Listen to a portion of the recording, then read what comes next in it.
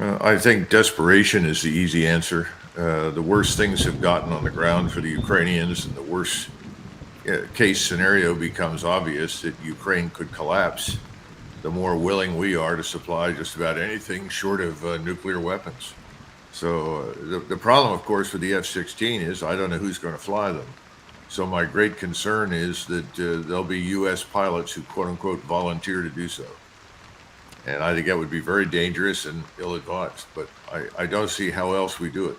The United States, together with our allies and partners, is going to begin training Ukrainian pilots in fourth-generation fighter aircraft, including F-16, to strengthen Ukraine's Air Force as part of a long-term commitment. Well, your F-35 is fifth generation. In other words, it's a new generation of aircraft technology.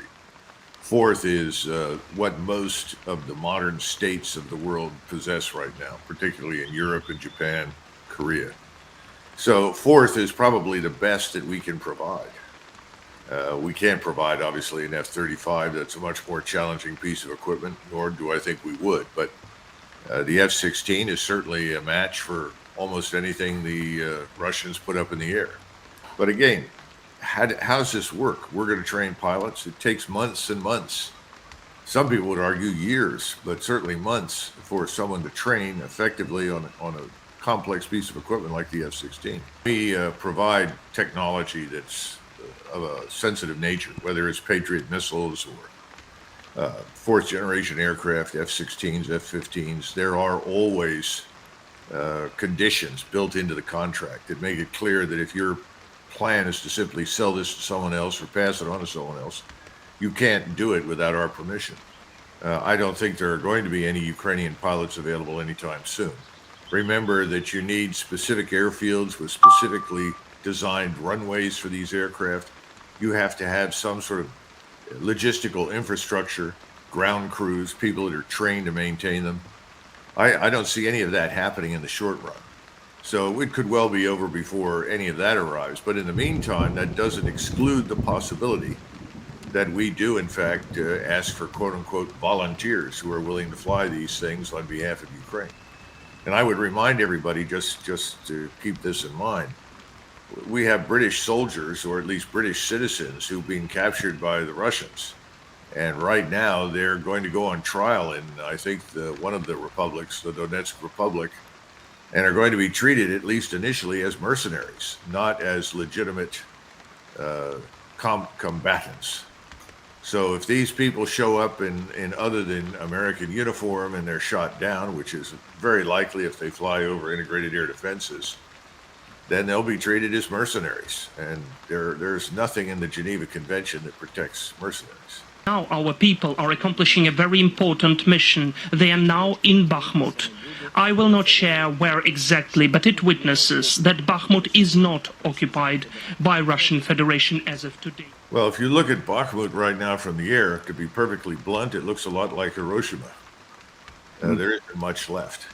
And the area that was holding out on the edge of the town was consisted of a couple of concrete reinforced buildings that stood up remarkably well against, Russian fire.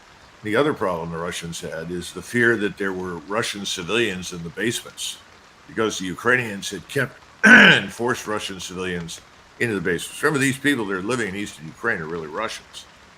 And the Ukrainians had always had trouble with Russian citizens there living in Ukraine during the war, effectively informing the Russians as to what they were doing. So the Ukrainian forces had the habit of shoving civilians into the basement, keeping them under guard. And so there was a fear on the Russian side that if they went in and just obliterated the buildings, that they would end up killing an unknown number of Russians in the basement that they obviously weren't interested in killing. So all of this combined to string out this battle much longer than should have been the case. 98% of Bakhmut has been under Russian control now for months. This is the last portion. It's now clear. And I think it's not an exaggeration to suggest that in many ways, the Russian high command turned Bakhmut into the graveyard of the Ukrainian army. And years from now, when we look back on this war, I think Bakhmut will occupy a special place as having been a turning point. Well, the Ukrainians already had their problems with morale. I mean, you can't take the kind of beating that they have for months without your morale sinking. I pay tribute to them all the time for their courage, but you're also running out of soldiers. I think Bakhmut became to Zelensky in many ways what Stalingrad became to Hitler. Remember, Stalingrad really did not have any strategic value at the point in time when the Germans arrived there. The only thing of value there was an aviation manufacturing facility, big factory that built aircraft. That had been destroyed by the Luftwaffe. So there was really no reason to stay in Stalingrad when it became clear what the Soviets were going to do. But Hitler was obsessed with the place and felt that this was a grudge match of sorts with Stalin and with communism.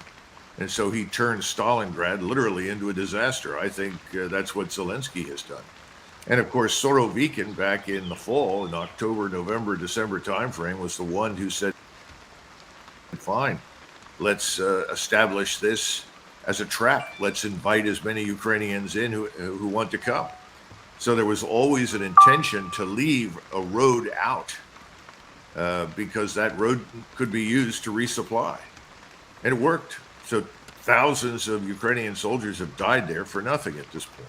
Well, if you go back to the September, October timeframe and forward from that and look at the massive number of Ukrainian forces that have been sent into the place, I mean, you can go online, and I think Larry Johnson is one example, but there are others who have published the lists of formations, Ukrainian army formations, regiments, battalions, battle groups, and so forth that have been fed into the place. And if you say that most of them went in there at, say, 50% strength, you run the numbers, you come up with close to 50,000 dead. If you say that they went in there at 75% or higher, you come up with an even larger number. I don't think we're going to have any confirmable numbers on a lot of things until this war is over.